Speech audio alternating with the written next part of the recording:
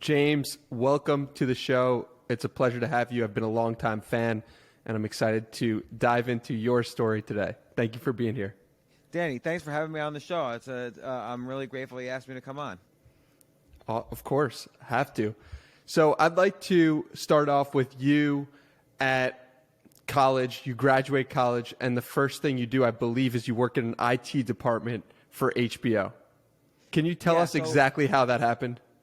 Yeah, so what happened was I graduated college, and I graduated in 3 years because I didn't want to take out any more loans, and so anyway. Then I went to graduate school in computer science, and I got thrown out. Like, I was not a good student. I went to a really good graduate school, and I was the dumbest person there, and I failed every class.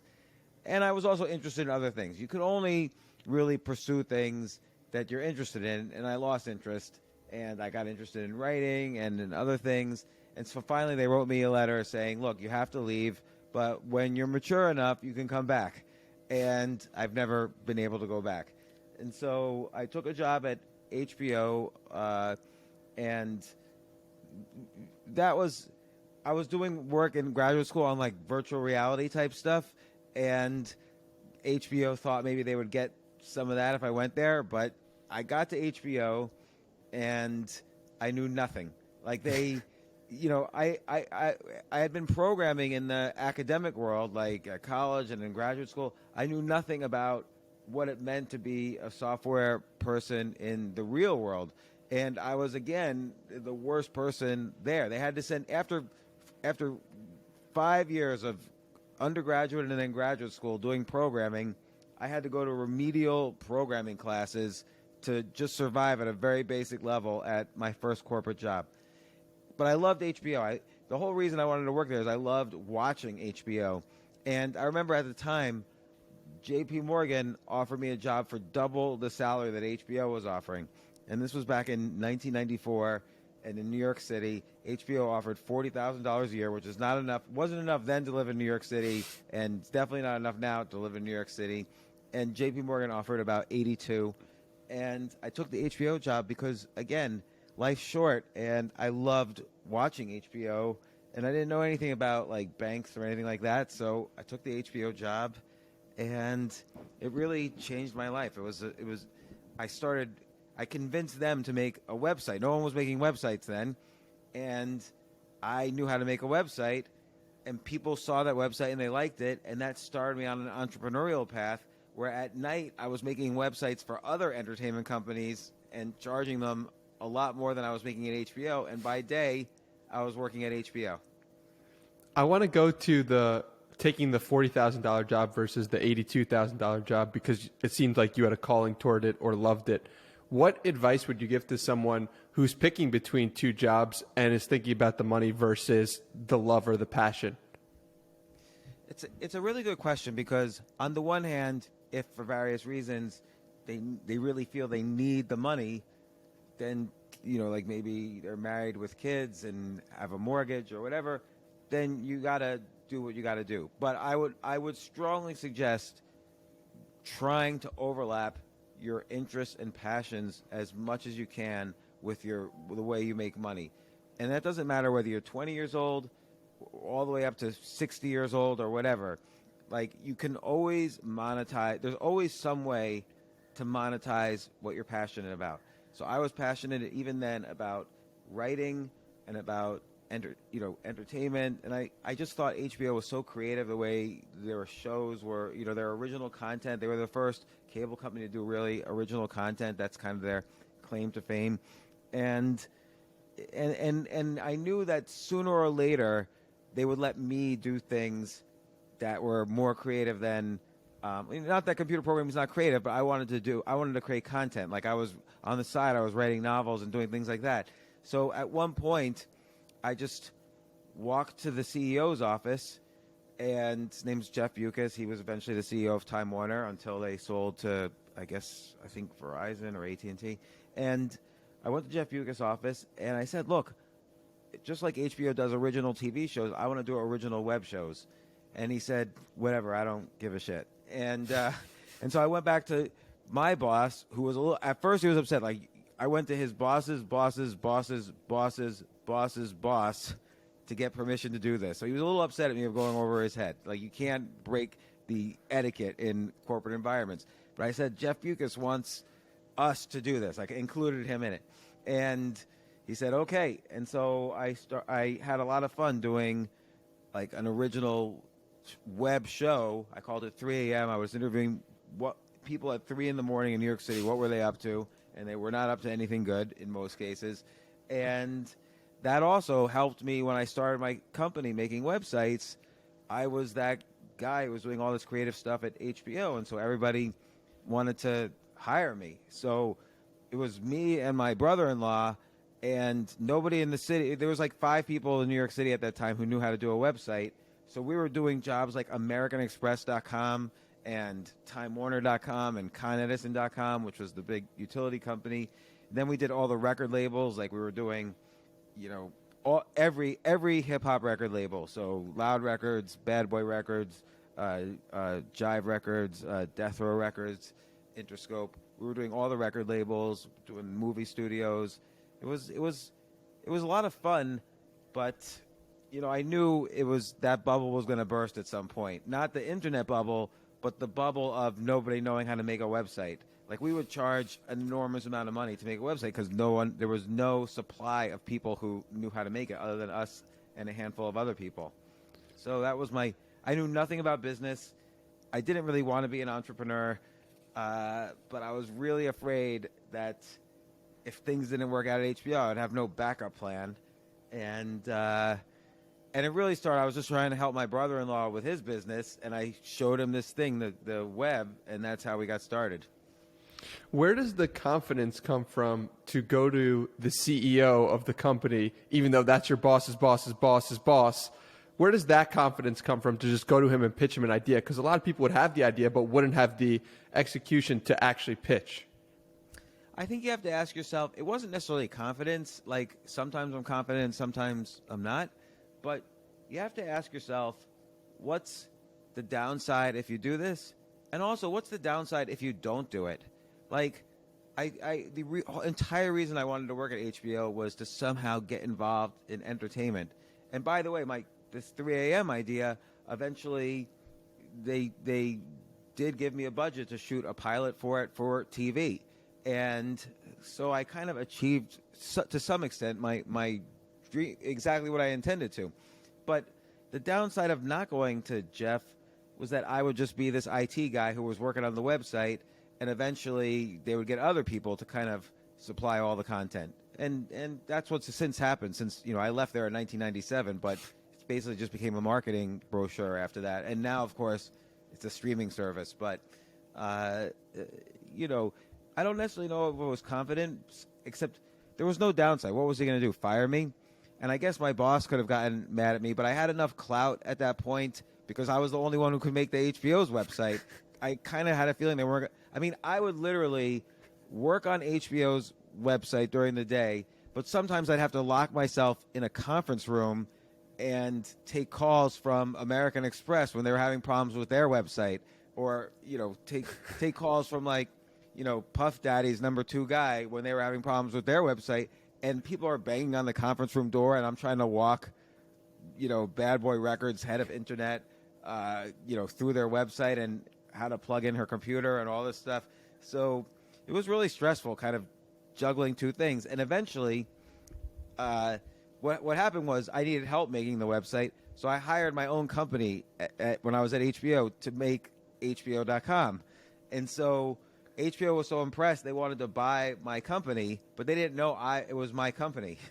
And so I had to tell them, and then they were like, they still couldn't really fire me, but they were like, okay, just maybe we'll still use you, but maybe just simplify this and just go to your company full time. And then I became full time at my company. But that's how things. Everybody was win-win-win for everybody, even though it seems a little under the radar. But what can you do? How were you the only person who knew how to make a website basically at that time? Well, there were a couple people. There was like 3 or 4 companies that knew how. But when I was at grad school, when the web first rolled out, out of Tim Berners-Lee, at CERN, there's only a few universities that were given web servers, the first web servers.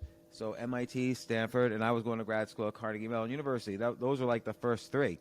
There was only like a handful of websites. So I would make my personal page, and it was all text.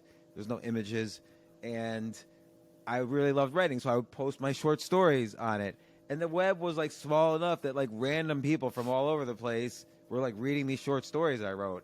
And, it was this great thing. And also, it was nobody knew where it was going to go. We didn't know it was going to be this huge commercial platform. Like, I kind of thought it was going to be like this artistic thing where hypertext, even saying hypertext, it's like an antique word. It's the H of HTML, but or it's the HT.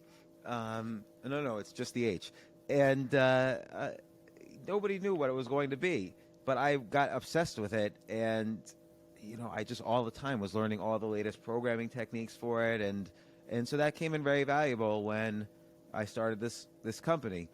And it's in general, you want to kind of be a little bit ahead of the crowd. Like Danny, what you're doing with NFTs. NFTs are probably we're not even in inning one yet, because we're in that state the internet was in, or not the internet, but the web was in like from 1995 through 1998, where it was starting to be commercial, but people couldn't tell whether it was a fad or whether it was real. I remember one time, so I had after all this was happening, I started a venture capital firm after I sold my business, and one of my partners in it was a banker. He didn't know anything about the internet, but he was a good investment banker. And when the internet crashed in 2001, I remember one time it was the last time I saw him. We were playing the arcade game Defender in my office, and he lost, and he took out all his frustration. He punched the screen and broke it, and he said, "The internet's a goddamn fad." And then he walked out, and I never saw him again. So what can we learn? Because these cycles of the internet is seemingly going to happen over and over and over again. People get really excited about a new technology. Then there's a bunch of money that gets poured into it. Then it collapses in some respect. But the technology proves to be correct long term. So what can we learn and take away from that for future technologies? What can I take away from that going to NFTs in the future? Yeah, NFTs, and let's just say cryptocurrency in general, because Sure. they're all part of the same rise and fall. I admit NFTs are different than crypto the way e-commerce is different than the web, but they all kind of rise and fall together. Yeah. And that's a great question. Like, I think one thing is learn everything. If you're a believer and you love doing it, like I loved being on the web, not necessarily the internet, which was a little different, but the web I thought was like this ingenious thing. So I learned everything I could about it. So that's why when a company like American Express needed a website, they went to Arthur Andersen, the biggest accounting firm at that time in the world, now since gone out of business. Arthur Andersen didn't know how to do it. They went to a huge ad agency. The ad agency didn't know how to do it. They went to a consulting firm that was like a tech consulting firm. They didn't know how to do it. So they went to just me and my brother-in-law. And we charged $250,000. I was making $40,000 a year. We charged $250,000 to make this website. But I was stupid. I'll tell you how I was stupid. Is that I created all this software. It was a huge website. So I created all this software to help me make websites. But I didn't tell anybody. I didn't tell American Express that that's what I had done. So it looked like we made this 30,000-page website just manually. And then years later, of course, there's things like WordPress and other tools to make huge websites. I didn't understand business at the time. Like, I didn't know that providing a product is much more scalable than providing a service, because I was making $250,000. I never had more than $2,000 in my bank account, and suddenly I was charging this kind of money. I figured, well, better to be profitable than not profitable. That was my thinking, which was stupid. And I didn't realize that if I had created a scalable product, and I was making software to help me build the websites we were building. I had like a whole suite of products. We could have rebranded ourselves as like a software company. Instead, we were a services company, and service companies are valued at much less. I still made money. There was a bubble, but could have made, some of my peers, all of my peers were making a shitload of money. Like, the guy in the office next to me at graduate school, he made one of the first search engines, sold it for $2 billion. So it's Lycos. Another guy sold another company for $40 million. What did he do? It allowed you to auction keywords on a search engine. So like everybody in my school knew everything about the internet, and I was like, nah, I just want to have cash in the bank and I'll write a novel. And I didn't care that much about money, but maybe I should have understood. I should have learned a little bit more about what business is and how people value things. And there are skills to business, there are skills to programming, there are skills to Bitcoin, there are skills for the web. So I should have learned every domain I was in. I should have learned the skill set instead of just relying on, I know how to program this better than anyone else. The other thing is, more generally about, how do we learn from these rise and falls? Nobody knows what's going to be a success. We have no idea. Like everybody says, okay, Cardano, buy that, Solano, buy that. We honestly don't have a clue. Like again, that's why in 2001, 10 years after the first web server was made, my business partner at the time said the whole thing's a fad. Like he still didn't know. And right now we're 10 years after, or a little more than that now, 12 years after Bitcoin was first made. People are still saying it's a fad, it's this, it's that. So, take Google as an example. I'll give you a little story. I was at my venture capital firm. An associate who worked for me came up to me and said, listen, a friend of mine has this company and it's about to go out of business. And I'm like, well, what is it? He said we could buy half of this company for $1 million for nothing in VC terms. And it seems like it's an interesting business. And I'm like, well, what do they do? And he said, well, they do stuff with search engines. And I'm like, search engines? Not a single search engine makes money. Like, they're all going out of business. Lycos, Excite, InfoSeek, they're all going out of business. So I don't want to do it. So pass. Well, 6 months later, Google bought this company for 1% of Google. They gave them stock, 1% of Google. The company was Applied Semantics, which became 99% of Google's revenues. That is the search, the ranking system for auctioning off keywords. So it's all of the SEO stuff that Google does. So I didn't know. I passed on that opportunity. And like Facebook, who would have known? Like MySpace already had like 100 million users and was just bought for $500 million. Who would have known that MySpace was going to almost instantly disappear and Facebook was going to have billions of users? So nobody knows. Like a great example is this one guy made a platform, and this was like in 2004, 2005. He made a platform for doing podcasts. This was like long before podcasts, and he had no customers. There was no podcast then. And this one employee sitting in the corner was off making his own little software project in his spare time. He wanted to basically SMS people through the web and let those SMS texts kind of stay on the site, and he called it Twitter. And so Ev Williams, who started this podcasting company, I forget the name of the original company, he told all his investors, listen, we're shutting down all the podcasting stuff, and we're focusing on this new project, Twitter. It's got a couple thousand users. Seems interesting. But he said, I will give back everybody's money if you want your money back. Whoever wants their money back, I will buy you out and take your shares. So 100% of the investors didn't want to be involved, and they all backed out. These are the best investors on the planet right now. And not Mike Maples. You say 100%. Mike Maples is one that got that call and said, I'll invest in you. But most of them did, I'm sure. And I only say that because Mike Maples just came on the podcast.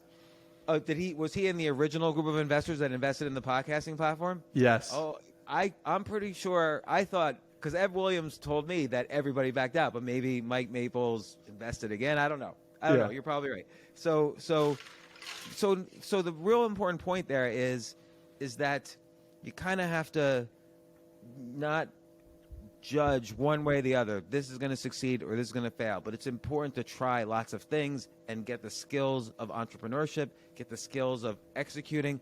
People always say ideas are a dime a dozen and execution's everything.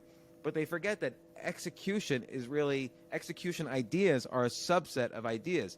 You have to some people execute well, some people execute poorly. So you have to have lots of ideas, and you have to really learn through experimentation on your ideas. You have to really learn how to execute. So Ev Williams was smart in allowing people to try different ideas, not being beholden like, this has to work, I know it will work. We don't know anything. You have to really be humble in entrepreneurship and a new technology. And he said, okay, this one's not working, so we're going to do this one. And then none of the investors, except for maybe Maples, none of the investors believed it. So you kind of have to really understand how new technology that's on the edge, whether it's technically on the edge or culturally on the edge or whatever, you have to understand how the history of these things. Nobody believes it's going to work at first. That's why nobody ever did it before. And it takes a long time, not as long as it used to, but it takes a long time for technologies to be widely accepted and then monetized. And we just don't know. You don't know what people are going to have a demand for. And there's a really good reason for this. It's because you fill your day 24 hours a day with activities. Well, if I make something called Twitter, I'm saying you now have to switch doing one of your activities that you're used to doing to now using my product that I made. I don't know if you're going to do that, if people are going to mass make that choice to basically take a part of their day and start doing this thing that I created. So it's a big leap of faith, but you have to make those leaps. But at the same time, you have to reduce risk. So Ev Williams reduced risk by very quickly shutting down his podcasting software when he sensed it wasn't going to work, and trying this thing that was relatively cheap to maintain so that he could afford to, buy back the investors and invest in the development of this project. You look at Twitter, it's like a website that was made, you could tell it was a website that was made like 20 or 30 years ago, or 15, whenever it was made. And, it's not rocket science. It's an easy to make website. So he didn't have to spend a lot of money. And, it's understanding execution, entrepreneurship, the cycles of a new industry. Let's take solar power. Solar power, 10 years ago, I would have said this is the worst industry. The government is totally subsidizing this entire industry.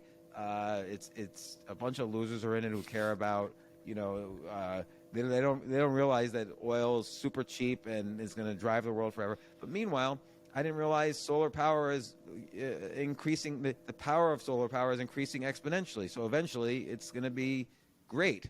It's just like Bitcoin and crypto in general. The crypto world is increasing at an exponential rate, and it has been since 2009, since it first bought a pizza or whatever. The internet usage was increasing at an exponential rate in the 90s and the 00s. So there was no way it was going to fail. It's like in computers in 1966, every 18 months, Moore's Law, every 18 months, computing power would double. Moore's Law is still working. It's still doubling. So all these things, in an exponential business, you have to kind of have faith in the exponentiality of it and try lots of things and execute really well. I don't know if that was a too long an answer for your question, and I don't know if I precisely answered it, but that's the way I go.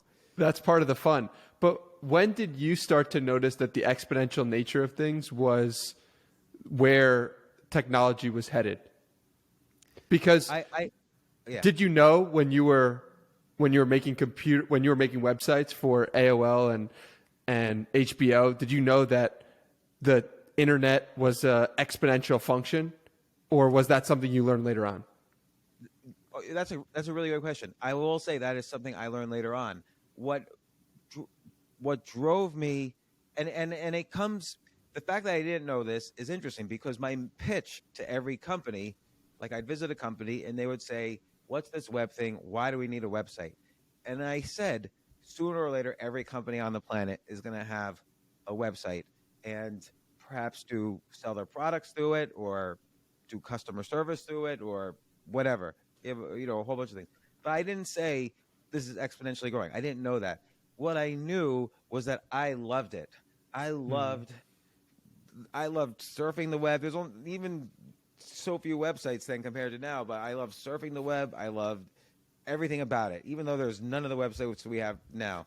and I loved making pages, and I loved the creativity of it. And I honestly still thought it was going to be more of an artistic medium than a commercial medium. I didn't know it, but I did have a feeling every company was going to have a website. Like HBO didn't even own HBO.com. They had homeboxoffice.com. There was a company in Atlanta, Georgia, that was called HBO and Company, and it was a medical supplies company, and they owned HBO.com. So I convinced HBO in I think this was like late 1994, early 1995. I convinced them to buy the URL HBO.com. Guess how much it cost them back then, 1994? Probably like $100. No, $250,000. Oh, really? That much? HBO.com cost that much back then? Yeah, I was surprised. I thought it would be like $100 too. I would be almost like, screw those people. Like, we could, home box office is fine, but I didn't know. And the CFO of HBO, who had no clue what the internet was, even made a good decision. That's why I liked working at HBO. By the way, it's the only job I've ever had, because then I went off on my own. But they were a really well-run company, and so many people who worked there ended up being CEOs of other entertainment companies. It was just a great environment to work, and because of foresight like that why would the CFO pay $250,000 for something he didn't understand? But he had the right intuition. You mentioned before that you love the internet, and it seems like from an outsider's perspective, you've still maintained that love for the internet. I mean, I saw as recently as last year, you're posting on TikTok, and the way you post content, you've evolved with the internet, it seems like. So how do you think you've maintained that love for the internet, if that's actually correct from my external point of view? I think I really I remember when Facebook first launched, or shortly after it launched, when they opened it up to not just students, and I started using it, and I had that same feeling again that, oh my God, this is great. Like, it was like I was an archaeologist of my life. Like, here's all my elementary school friends. I'm going to be Facebook friends with them now. I would never call up one of my classmates from second grade and say, hey, how'd your kid do in his soccer match today? Like, I would never do that. I'm never going to talk to them again. But it was great to see, oh, this is what this guy is like, grown up, and here's his son and or daughter, and here's what they're doing. And so then there's my high school friends, and then my college friends, and then friends from graduate school and work, and different subcultures that I've been involved in. It was like this archaeological dig on my life, every set of friends. And this was like an amazing thing to me. So at the time, I remember Facebook, I think it was Microsoft, offered Facebook $1 billion for their business. Mark Zuckerberg would have made $250 million. And he famously turned it down because he said, well, what am I going to do with, I'm 24 years old, what am I going to do with $250 million? I'm just going to start another social network.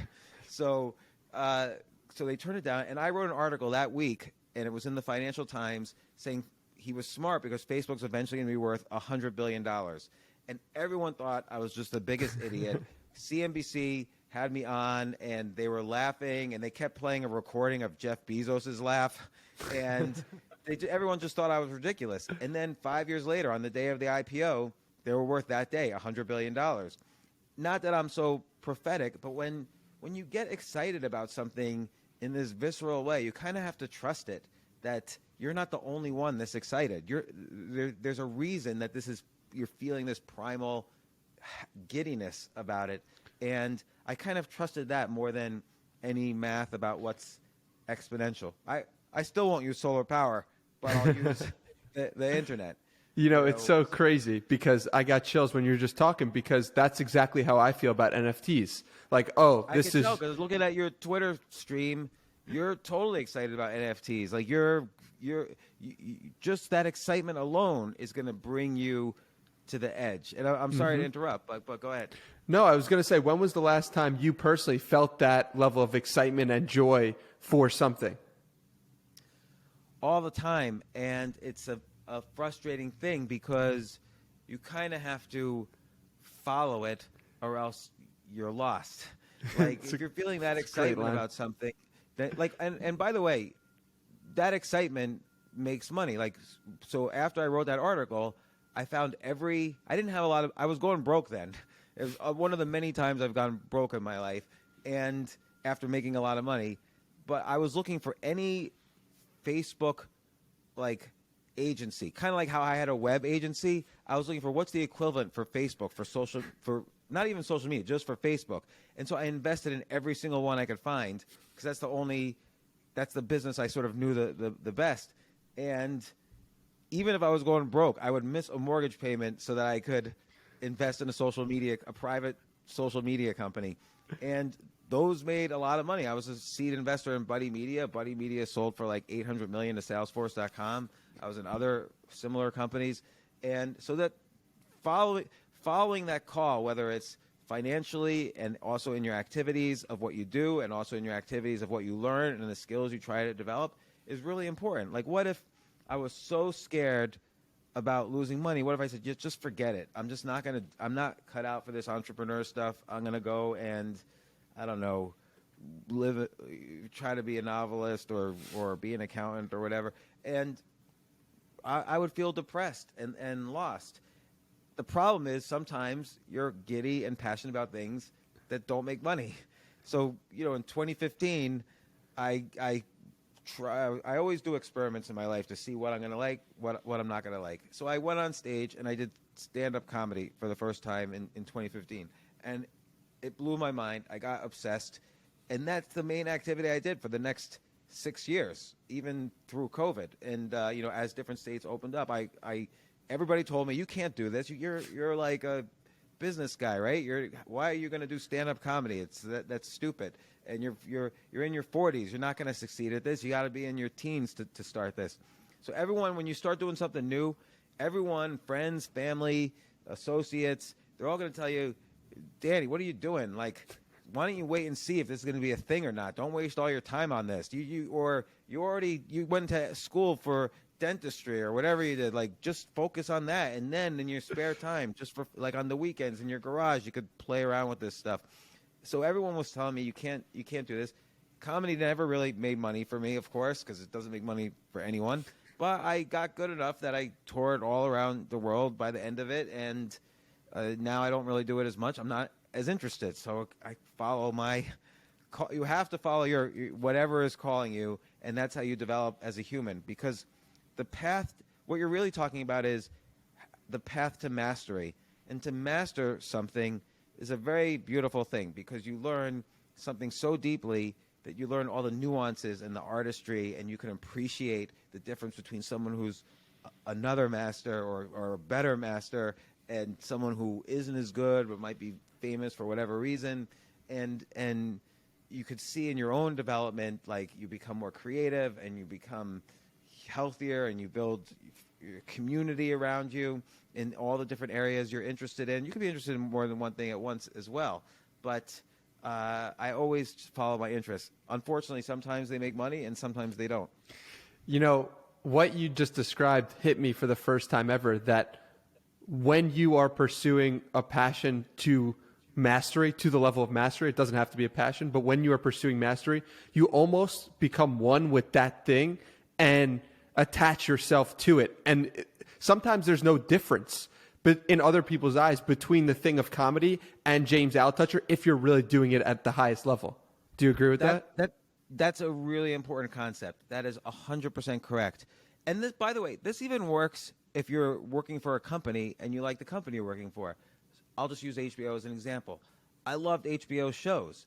And so when I pitched the CEO to let me do my own web shows HBO style on the website, I felt comfortable using phrases like, we already do these original TV shows. We do this. Yeah. Let us now do this thing, and it would fit the brand. And he agreed, and I knew everything about the company. I loved it, and I think employees, to really grow at a company, you have to, feel like you're speaking with you know enough, and you love it enough. You're speaking with the voice of the company.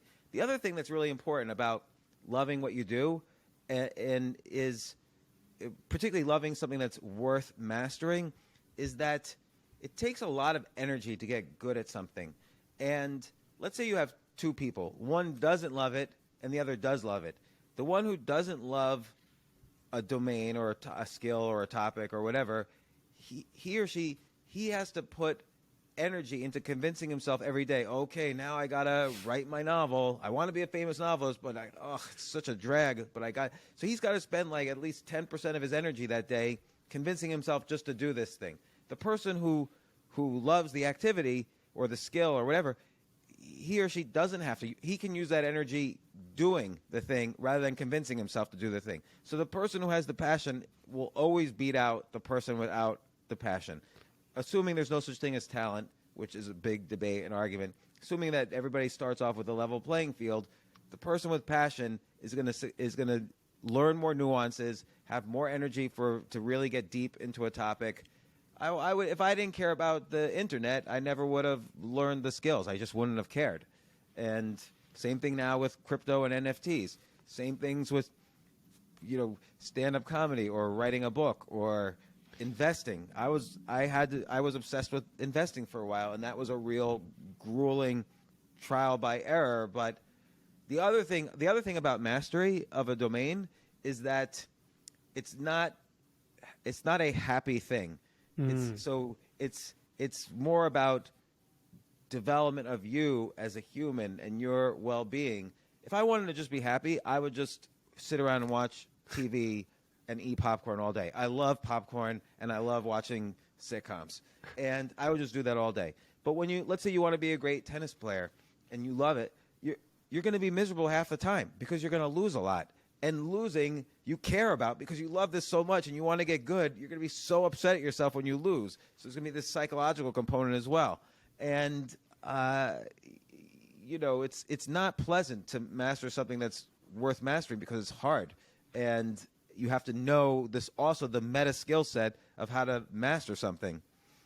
What was the most difficult? Let's say you're mastering NFTs. Okay, Yeah. then the next thing is going to come on 5 years from now. Well, you'll master that area even faster because you'll back up and say, well, this is what I did when I was mastering the skill set of NFTs. I did this, and you'll be able to say, okay, right away, I'm going to do this. You don't have to wait anymore. You know how to master something. So you learn that language of mastery to master the next thing. Like you did with your putting money into the Facebook agencies because you had the experience with the web agencies. Right. Like Same thing. I wasn't necessarily a good investor back then. This was like in 2006 or something. But I did know I thought Facebook was going to be a mini internet. Like it was going to be basically an organized internet. All the pages would look the same, and everybody was going to eventually gravitate from having. I was more extreme than what ended up even happening. I thought everybody was going to gravitate to having a Facebook presence, and their web presence wouldn't matter as much. Which it was going in that direction, and it's sort of like half true. Every company does have a Facebook presence, and everybody does have a Facebook page. Probably people don't even have their own personal web pages as much anymore, but they definitely have a Facebook page. So I was more or less correct, and I was definitely correct when I applied it to investing. But, again, you don't know for sure. You have to realize you don't know for sure. So I didn't like put my entire life savings in one company. I tried to diversify as much as possible, and like as many companies as possible that were in that space. And, some didn't work out, but most did. When you look for investing, like you're going to give people money, obviously you had strong conviction in the entire area. But when you think about specific people and giving specific people money, are there particular traits that you look for? I like to know that they have built and sold a company before. And both things are important. Built a company before because execution is difficult. And again, I know people who are really poor at executing. They will never be able to start a company. And I know people who are really good at it. They could almost start anything and it'll work out. The other side of this, though, is it's very hard to sell a company. It's hard to start a company and it's hard to sell a company. So whenever I've invested in someone who's never really sold a company before, they just don't know what it is to like reach out and there's a whole language to selling a business. And it's hard to find acquirers. It's hard to negotiate. It's hard to extract the most value for your shareholders.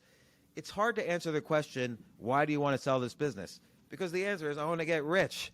And, but you have to say other things, and they have to be true. So you have to constantly think of have a vision of what this looks like if you have a bigger partner, and so on. So I like for someone who have started and sold a company. I also like it when other people smarter than me are investors. Whenever I was the only, like sometimes I'd see a company, this is great, and no one else knows about it. I'm gonna get a third of this company because I'll negotiate and whatever. Those companies always go out of business immediately. But like this Buddy Media example I told about before. Well, I like the space, but guess what? Peter Thiel, the first investor in Facebook, was also investing in the same round as me. So what, am I going to argue with Peter Thiel, who was the first investor? Am I going to argue with him about a Facebook agency? I'll follow him into any deal pretty much, particularly about a Facebook deal. It's just like if Warren Buffett invests in IBM and you run into Warren Buffett at a cocktail party, you're not going to say, Warren, how could you be so stupid? IBM is not going to succeed in this new world. It's Warren Buffett. It's the best investor in history. You just put, here, Warren, here's my check. Just I'm going into IBM with you. So that's even how I do my stock market investing, which I rarely do. But I look for what great investors are in the company. If none are, then why would I have an edge? I'm sitting in a basement right now. Why would I have an edge over all the greatest investors in the world? Like I have to see smarter people in it in order for me to go in it.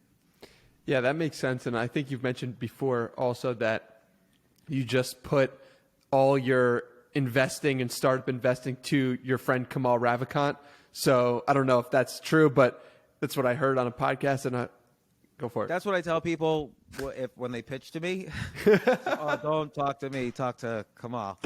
But that's right. So I am invested in a lot of private companies, but now I don't really do that. Most of it's through Kamal's fund, and Kamal's a very good venture capital investor. He's very, very good.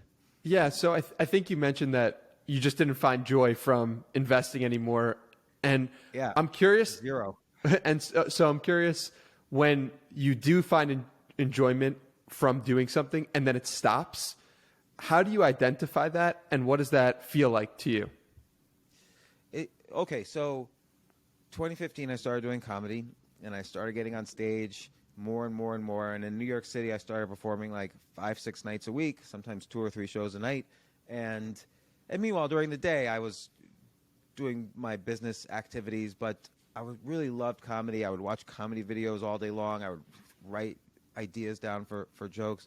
And then I started traveling around to I got invited to do comedy at other clubs around the country, and then even in Europe. And then as COVID was kind of going through its cycles in 2020, like I started doing comedy again in September and traveling around. And then suddenly some switch like flipped, and I just felt like, my manager, I had a comedy manager, he would call up and say, do you want to do XYZ club? And it would be like the biggest club in New York City or LA or San Francisco. And I'm like, nah, I can't make it. And I just felt like it was a chore. And then I knew, what am I going to do? Just another notch in the belt to do at this club? I just stopped doing it and went on to the next thing. I had this experience. I learned an enormous amount. But it's like I do this every few years, so I know myself that once it's over, it's over. Mm. And you also mentioned more recently that you stopped doing your ideas, or you stopped progressing, in your own words, in a previous podcast, I believe, from July, and for about 1 to 2 months. And I'm curious if that was COVID related or that was comedy related, and how you got yourself out of that funk. Yeah, good question. Good, you did good research.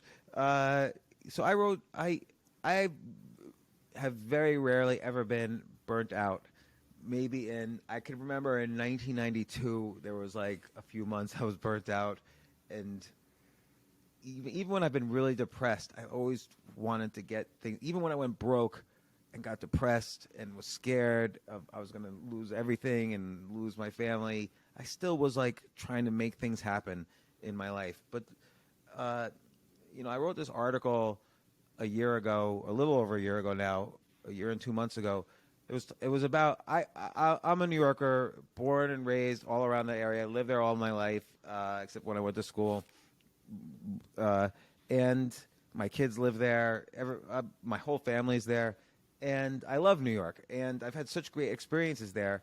And I saw that there were problems other than COVID that were happening in New York because of the economic lockdowns. Now, I'm not saying there shouldn't have been.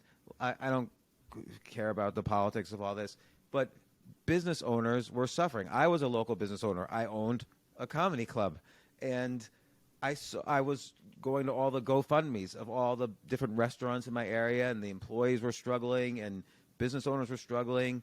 Violence was shooting up. There was garbage in the streets.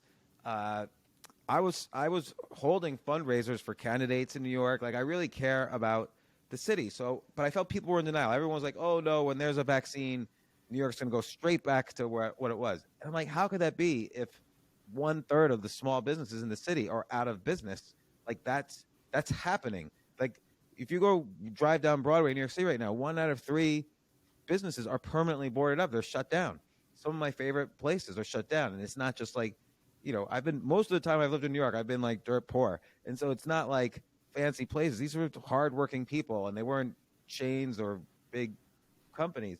And meanwhile, again, there was crime. There was, I saw that people were leaving. So what's going to happen when you have an expensive city to support and the entire tax base leaves? Like, people don't really understand economically how that turns into a death spiral. If New York City has no revenues from taxes, it'll offer less services. Less people will move there. More people will move out, which means even less revenues, which means even less services. So it becomes a death cycle, a death spiral.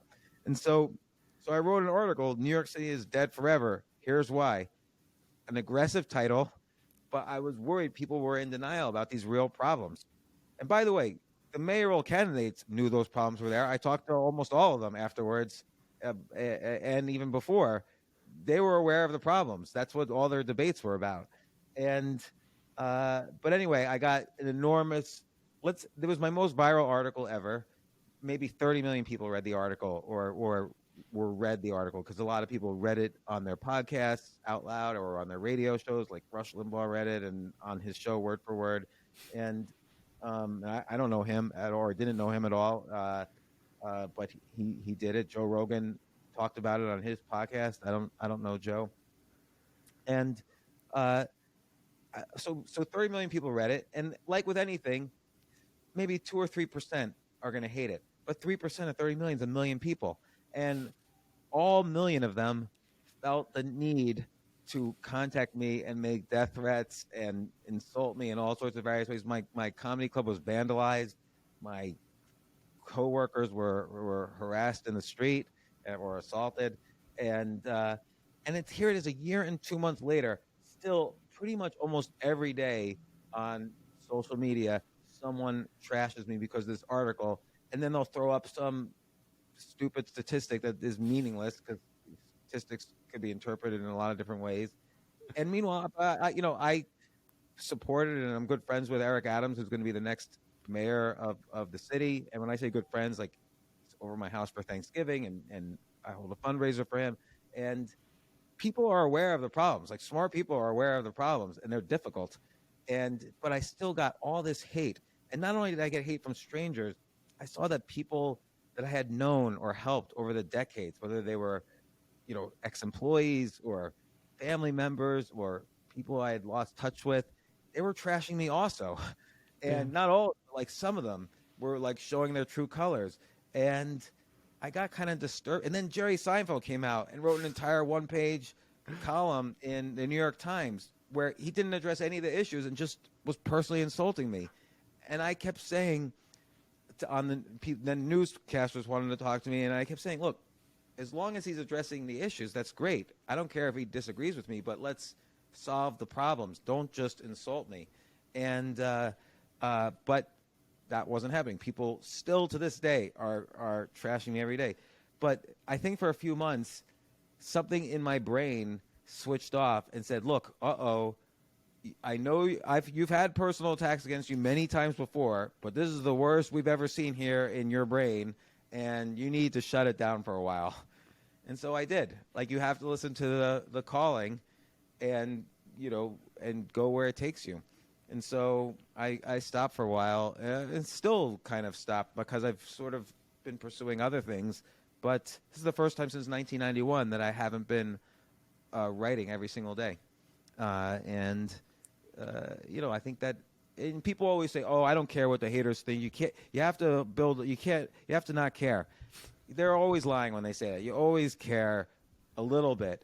Now, particularly when a million people, and people also you were close to at one point, when they're trashing you, it's a drag. And I would write articles that other people would hate, and I could learn how to handle it over time. But this was just far bigger than I had ever handled before, and I think it affected me.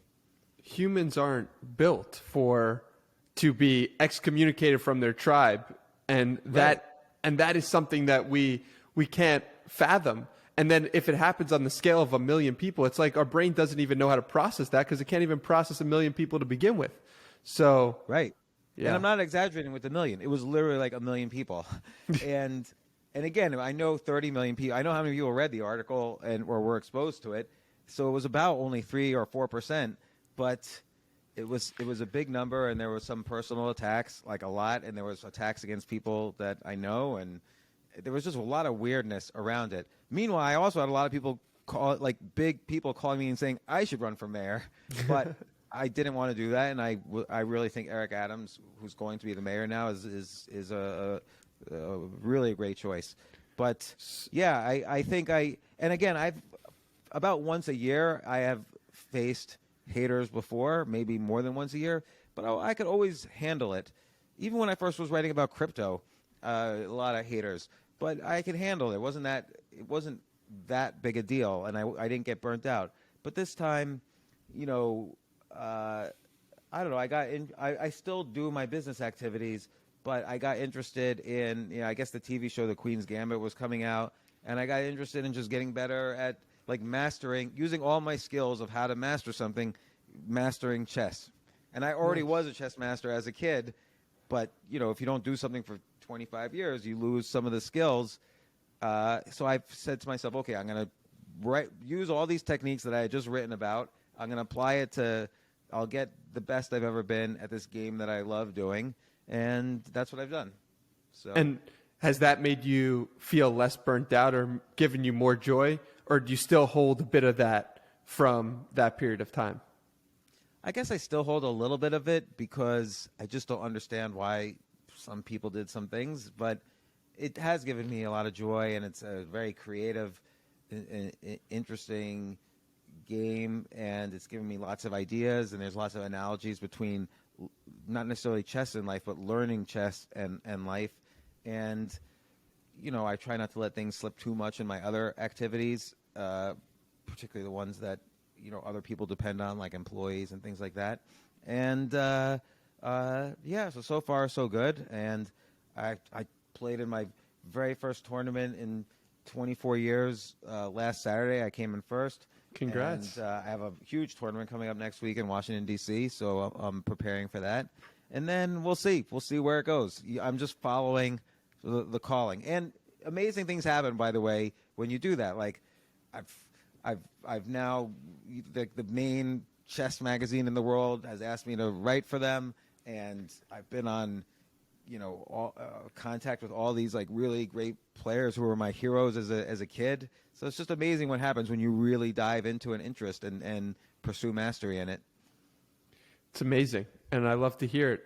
I want to stay on the topic of just haters or the excommunication, because I heard in a previous podcast you did that your family got so upset with you that they never spoke to you again based only on the things that you wrote.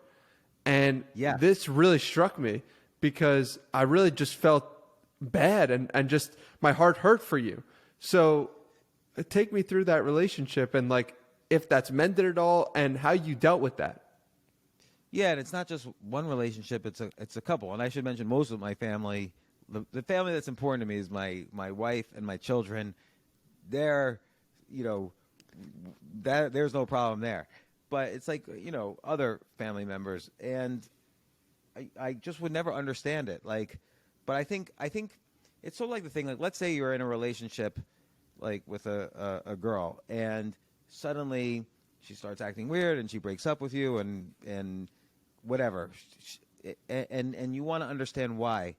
You really can never ask the question why. There is no answer to that question. And that's the question we always want to answer because, like you say, we're tribal animals. So to get, for 200,000 years, if a human was kicked out of the tribe, that almost meant certain death because you would be on your own in the forest and will be eaten by animals or killed by other tribes. Like most people died a violent death back then.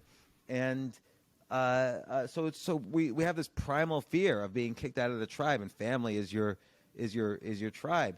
But and when someone excommunicates you, you want to know why, because it might mean life or death. But there's no answer to that question. Like one time I was going out with somebody who I only later learned was severely bipolar, and then she did all sorts of weird things and just disappeared, and then wanted to get back to it was a whole thing. And I would always try to understand why, and that's when I really realized there's never going to be an answer to that question. And it's the same case with these relations. You don't, even if someone's a stranger and like insults me on Twitter, I don't know what's going on in their life. Maybe they had just bought an apartment in New York, and then they got laid off from their job, and they got scared when they read my article, and so rather than deal with their own fear, they got angry at me. Anger is often fear clothed. And so a lot of the times when people are angry at you, they're really just afraid for themselves. And it's a cliche to say it's not about you, it's about them. But in many cases, that's the truth. And so I would intellectually tell myself that. Like, let's say I've been right. Let's say one person is a writer, but she never was able to publish. And I've published 25 books. Now I write something that goes against what he or she thinks, and it's like, you can't write that. I'm never going to talk to you again. Well, again, I could tell myself, oh, perhaps this person's jealous, or because I don't really think I wrote anything harmful, and it's weird if you don't even want to have a conversation, but you can't ask why is this happening, even though you really want to. So that's part of the dissonance that you feel. Like, it hurts and it's harmful, but you have to just move on. There's nothing you can do. You can't ask why, and you can't try to be nice to someone to get them to like you. Like, that's not how it works. So, but I think when enough of these things happen at the same time, which is what happened to me with this article, like, everybody used it as an excuse to pivot their feelings for me. So some people loved me and reaffirmed their friendship with me, and other people used it as an opportunity to trash me. So I had 2 ex-girlfriends write articles about me. So after this, and I'm like, what? And it was filled with like non-truths because I haven't even seen them in years, and so it was just this weird thing. They needed to get the anger out. That whole experience was weird. Yeah, and it leads me to think about a quote that you wrote in, I believe, your latest book, which might not have been your latest book, but you'll tell me if you remember. But it's, the only real fire to cultivate is the fire inside of you. Nothing external will cultivate it. The greater your internal fire is, the more people will want it. They will smoke every drug lit by your fire. They will try to ignite their own fires. They will try to light up their own dark caves. The universe will bend to you. So it's like, to go from that place of so much negativity coming at you, you really need to light up your own fire, is what I took from this. Yeah. And usually, in 100% of cases, even when I had massive haters over something else, and I've always had it. Even when, like in 2005, I wrote an article, nobody should buy a home. I got a lot of haters. Or I wrote an article once, I don't know, it doesn't even matter. But I've had, about once a year, I've had an article that always reflects what I believe in, but ignites haters. And I've always been able to deal with it by being enthusiastic about what I'm doing, being excited about it, having that passion and that giddiness for what I love. And this time it was so much energy to try to drown me out that I don't think I've quite lit that fire back in the same way. Now, I have for the things I'm interested in, but they're a little bit more, solo, these things. Like playing chess is a solo pretty much solo activity. It's not like I write an article about it and it goes to a billion people. So I think I kind of just mentally, I wanted to keep growing, but I switched to something where the truth, it works. Like you only win a game if you're the better player and you have the better ideas than the other person. And that's a truth. And none of this arguing on Twitter or about all the false facts and info or hatred that people send to me. And again, the 29 million people who liked or appreciated the article, they're normal people and they went back to their normal lives. But the million haters, the 3%, they just are insane. So, and I'm left to deal with it. Yeah, and it's really interesting because I remember talking to my family about it, and we're all New Yorkers, and we were all like, I disagree for this reason, I agree for this reason, but none of us that I know of went to our laptops, sent you a message, and started to go on Twitter saying how wrong you were. You know what I mean? So it's like one thing to disagree with something. It's another thing to disagree and then try to make someone else's day worse because of it. Yeah, I agree with you. And I repeatedly say in the article, I love New York. These are problems that I'm seeing, and I quoted sources for each problem, so it wasn't like a mystery. And other articles have since, repeated the problems, and some of them have gotten worse. And I only wrote it because I was worried everybody was in denial. And again, normal human beings who are sane could agree or disagree, and that's where a conversation starts, and that's how democracy works, and that's how solution happens, and that's how innovation happens. I have a business partner since 1999, and we've been through ups and downs of huge amounts together. And I'm pro-choice, he's pro-life, and we have discussions about it. We've never once had an argument about it. In fact, we've had disagreements. We've never gotten angry at each other because we're dealing with a lot of money together, and we have families that we want to support, and we also know how to converse and not be like an animal. So yeah, how has this cloud affected your podcasting or more creative pursuits? You said you stopped writing as much, but what about podcasting? Yeah, I don't think it's affected my podcasting as much because I really do like meeting, my heroes over the decades and interviewing them and talking to them. I would say probably though, I was up to doing 8 shows a week, so now I'm doing 3. So I guess it's affected it a little bit, definitely. But I think the quality, I think the experience in itself has deepened me and made me more sympathetic to other people's, ups and downs in that way. And so I think my podcast has gotten much better, but it's affected a little. It's affected the quantity, certainly. So How do you spend a lot? The time I would have spent in the morning writing, it's not like I've stopped writing completely, but usually those mornings now I'll study chess and get better at chess. I love doing that. That's what's calling me. I love it. And how do you measure progress? This is a question that I'm so curious to get your answer on because you've done so many different creative pursuits. How do you measure that you're progressing in something creative? Yeah, that's a very difficult question because let's take writing as an example. So as I started getting more and more, as my articles, I should say, started getting more and more read, I thought the right metric was number of views.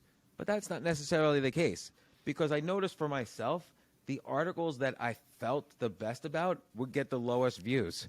I would write something and I'm like, damn, that's good. That 1 out of 50 that I wrote that's a good one.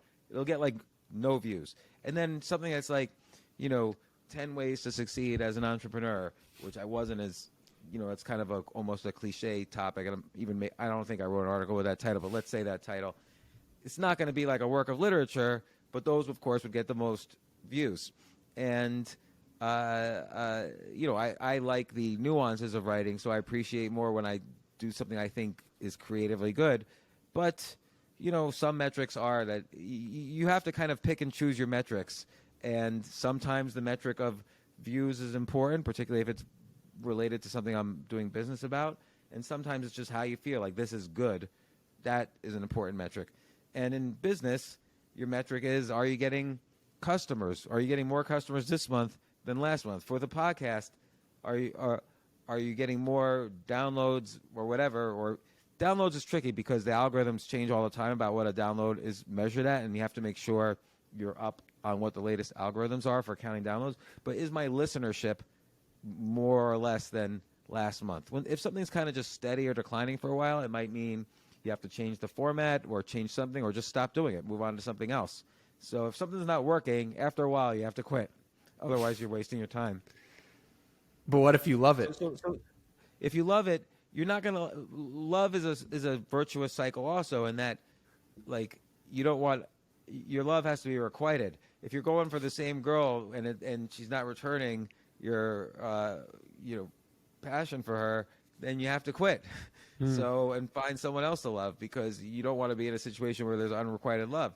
And everything we do, if podcasts, it's unrequited love if your listeners are going down, if you don't have any listeners. And so, your love will go down as well if it's unrequited. So that's something that's true too. That if the internet if the web, I should say, didn't become a big thing, I would have lost my interest in it. But it was clearly becoming big, so I doubled down, tripled down, quadrupled down right in the beginning on it. Yeah, it's interesting because you've said, I think, before that it was 10 or 11 years before you ever made money from your writing. Is that correct? Yeah, I started writing every single day in 1990. I was thrown out of graduate school in 1991 because I was writing all the time and not attending class. And my first published piece of writing was in December of 2002. And I was writing every single day that entire time. And then I wrote every single day from 2002 until August of last year. Was that unrequited love, though, for the 10 years that you weren't making money or you didn't publish?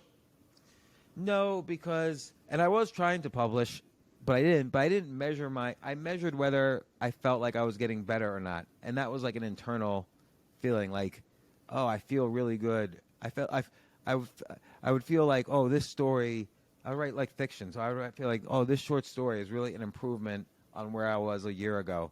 And by the way, and sometimes I would get when I was working at HBO and doing this 3 a.m. project, a lot of it was I was writing. So I would get feedback.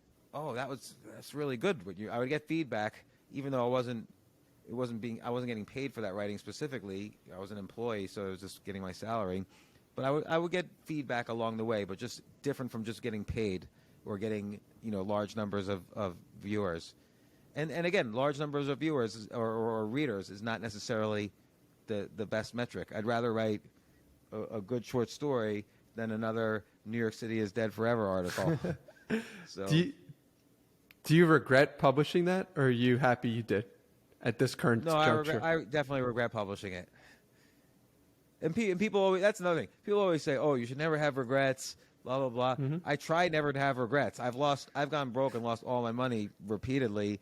And, I try not to regret that because it made me a better person in a lot of ways. And I'm with my current wife and family because of all of that. And I'm and maybe a better investor, much better investor, learning from my mistakes. So I don't really regret that, although I did at the time. But, just an article causing so much anguish, and I don't know if it'll solve any of the problems in New York. Now, I was able to have really great discussions with, people who could make change in New York City and help with the problems. So maybe it'll make a difference. But in general, it has not been a positive for me, and I definitely, I would say I definitely regret it. Well, and by the way, I don't think it was a mistake to write it. That's not what the article was correct, and millions of people agree with it. But it definitely, the negative effect it had on my life, which ultimately I could deal with, I still regret it. Well, I hope that you find some level of something positive happens only as a result of you writing that article that you could never have predicted otherwise. That's the type of mindset that I try to have with events like that happen in my own life. But yeah, I think probably I needed to slow down a little bit. And I definitely think there are positive things that are coming out of it. And, a much better chess player right now than I ever was before in my life. So, when I end my podcast, because I'm doing fewer episodes, I'm able to focus more on each episode, and it's gave me a lot of insight into, even though I've written a lot about people and trying to figure people out and stuff. I think this gave me a different kind of insight into people, and really confirmed for me you can't ever ask why someone is doing something that might be harmful to you or seems strange to you. Like you have to really train yourself to move on, and you have to try to not let it phase you. I think trying is better than not doing anything at all. So yeah, I think the net result will be positive. Just definitely at the time it was enough to just really burn me out. And then the Seinfeld thing, like Seinfeld was a hero of mine. I was a comedian, so I don't know why he's never written an op-ed in his entire life, and he didn't even address any of the issues. So that disturbed me. That disturbed me a little bit. What do you think James 3 years from now would tell you about what you're going through right now? He'll probably say it was for the best. And it probably is. It's just like some mornings I wake up and I'm thinking, why did that person tweet that thing last night? It's like a year and 2 months later. Can't they relax yet? And it would be like famous people sometimes, or it would be people I knew like 20 years ago, and not acknowledging that we were like good friends then, and whatever. Maybe life didn't work out for them in some ways, and so now they're taking it out on me. But I don't know. I can't ask why. But so sometimes I'll wake up thinking about it, like, why did that person do that? But most of the time I then tell myself, like, okay, just move on. What do I have to do today? And do things that I love, keep physically fit, and sleep 8 hours a day, and have a good diet, and make sure whatever's happening on Twitter doesn't affect my relationships with my wife and my kids and my friends and my community and so on. And still try to be creative every day, like write down 10 ideas a day, and as best as you can, try not to regret or feel anxious. But that, all of those things are difficult. Yeah, well, what I've always appreciated about you from the outside is your absolute vulnerability of just saying the truth of what you felt in any given moment. And I think that's why your writing connects so deeply, is because you've said before that you don't publish something unless it really hits you, or you might be embarrassed to publish it. And that always stayed with me at such a deep level. And you really talking important. Openly about this in this conversation is the same idea, just in an audio form. It's a really important concept, because let's say you write something and you're not afraid to publish it. Probably means you didn't write something interesting, and you didn't write something unique or that people really want to read. And you have to be all those things. Now, you don't write something just to be provocative. Right. Sometimes people think I wrote that just to be provocative. No, it was something I was deeply feeling, which is why the writing was good enough that it went so viral. Other people were writing similar things, but their writing was no good. So unfortunately, mine went viral. And but it's interesting though, because I asked myself. I always ask the question. I asked myself right before I hit publish on that article. It was like August 13th, 2020. I remember exactly where I was sitting in my home and about to hit publish. And I look away from the article and I'm thinking, what am I afraid of to hit publish here? I wasn't afraid that it was going to go viral, because that's a rare thing. I was afraid this was the first article where I presented problems where I didn't really understand what the solutions were going to be. And so I didn't offer a ray of hope at the end. And I'm a very optimistic person. And this one, I saw these problems, but I didn't know what the solutions would be, because they seemed really deep problems. And so I was afraid people would be sad because I wasn't offering a ray of hope at the end with some possible solutions, or despite all this, here's what I see happening like 3-4 years from now. I just didn't have that. Normally I have that. And so that's what I was afraid of. And that is probably the fear that made it viral. Well, on that optimism front, I think that's something that we have in common, and just you see it so clearly in how you answer things and how you treat the world is with an optimistic frame of mind. Where do you think that comes from? Well, let me ask you, like, what traits, like, do you see yourself as an optimist? Absolutely. And like, which of your parents maybe were optimists, or both of them were, or maybe neither of them were? My mom, maybe. Yeah. But So I think we're kind of a combination of what we grow up with, and so like, my dad was like an extreme optimist, and my mom was an extreme pessimist. wow. They split the difference. So if my dad said like one time I was 21 years old, I had just been thrown out of graduate school, and I had to get a little consulting job to make ends meet, and they wanted to pay me like $12.50 an hour, and my dad's like, no, you should ask for $90 an hour. And like, I'm not. They want to pay $12.50 an hour. How am I going to negotiate up to $90 an hour? Maybe I'll get $12.75. And he was an extreme optimist to the point of foolishness, and my mom was an extreme pessimist to the point of foolishness. And I probably got it from. I'm not to the point of foolishness. I think I'm a realist, but it's definitely better to be optimistic than pessimistic, because otherwise you'll never try things. Now, once you're an optimist about something, then you have to be pessimistic. So let's say I'm an optimist about Bitcoin or cryptocurrency. So now I'm going to make an investment. Well, now my job is my only job is to be a pessimist. Like, you have to reduce the entire job of an investor after the initial decision that this looks good. Your entire job is to reduce risk. And entrepreneurs, investors are not risk takers, they're risk mitigators. So I know that investing is a path to wealth. I know that starting a company is a path to wealth. No one has to convince me. Now, I'm optimistic, I can do it. But okay, done. Now I'm going to start a business. I've got to just reduce risk. And so then you have to ask, what's the worst case scenario? What could go wrong? What's the worst case scenario? So you have to be very realistic. And so for my life, I'm optimistic that things move forward, despite my brush with this past year, which maybe tipped me a little towards pessimism. But in general, I'm very. It goes back to the beginning of this podcast. I was optimistic I could go to the CEO of HBO.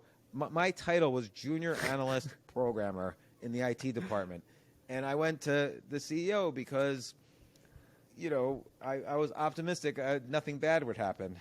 And you kind of have to have, if you have ideas and a vision for something, you have to believe in it, that it's calling you to do things. And I always surrender to that, and that's a form of optimism. Well, I think that's a beautiful place to come to a close. I appreciate your vulnerability, your truth, your ability to put yourself out there time and time again. You have a huge fan of me, and I'm incredibly grateful for your presence on this podcast. Thank you, James, for coming here. Well, and Danny, thank you so much for having me on. And I could see with you, like, you're creating like kind of a whole community around you. Like, it's like almost like a halo effect. Like, you're so excited about what you do that I see it. Everybody else around you in concentric circles gets excited about what you're doing and is happy for your happiness. And so I think that's a great skill to have and to cultivate. And I hope everyone, if anybody gets anything from this, I hope they get from you in all of your podcasts this kind of excitement for what you're doing. The excitement comes from reading people like you and consuming your content. So it's just a matter of a mirror. And so I'm very appreciative of the words. And where should we direct people to send you some kind comments about what they thought about this episode? Well, I don't know if you have a comment section in your website. Just Google me and they could, and they'll find me. Like, there's both the good, the bad, and the ugly. The ugly is in the images part, but the bad's in the news part, and the good's like on my websites or whatever. No, all of it's good. All of it's good. Thank you, James, for coming on. I really appreciate you. Thanks, Danny.